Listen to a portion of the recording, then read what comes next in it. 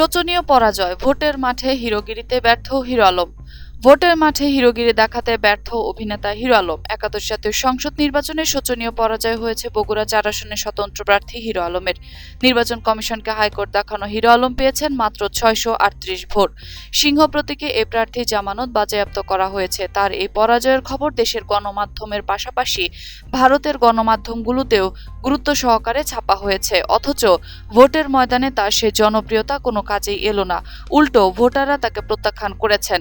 বগুড়া ৪ আসনে জয়ী হয়েছে বিএনপি নেতা মোশাররফ হোসেন, দ্বিতীয় হয়েছে আওয়ামী লীগ। এদিকে নিজের সমর্থকদের ভোট দিতে দেওয়া হয়নি অভিযোগ করে জামানত ফেরত চেয়েছেন আলোচিত অভিনেতা হিরো আলম।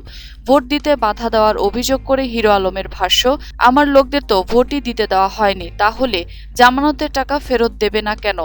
কাস্টিং ভোটে এক অষ্টমাংশে ভোট না পাওয়ার বিষয়ে হিরো আলম বলেন, আমার লোকজনকে কেন্দ্র থেকে বের করে দেওয়া হয়েছে, এজেন্ট দিতে দেওয়া হয়নি, যাও কয়েকজন দিয়েছে তাদেরকেও বের করে দেওয়া হয়েছে। জামানত হারানোর বিষয়ে হিরো আলম আরও বলেন, আমি এ ভোট মানি না, আমার জমা দেওয়া জামানতের টাকা তাদের ফেরত দিতেই হবে।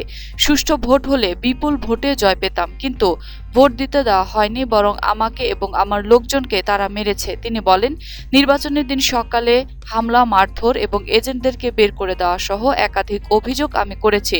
কোনো সাড়া না পাওয়ায় ভোট থেকে সরে দাঁড়াই। আমাকে ভোট দিলে অবশ্যই আমি পাশ করতাম। প্রসঙ্গত, ইউটিউবে বিভিন্ন অভিনয়, নাচ, গান দেখিয়ে দেশব্যাপী আলোচনায় আসেন হিরো আলম। তার প্রকৃত নাম আশরাফুল আলম। তিনি এর আগেও স্থানীয় নির্বাচনে অংশ নেন। সামাজিক যোগাযোগ মাধ্যমে বেশ আলোচিত এই হিরো আলমের মনোনয়ন নিয়ে নানা নাটকীয়তা হয়, পরে নির্বাচন করার সুযোগ পান তিনি।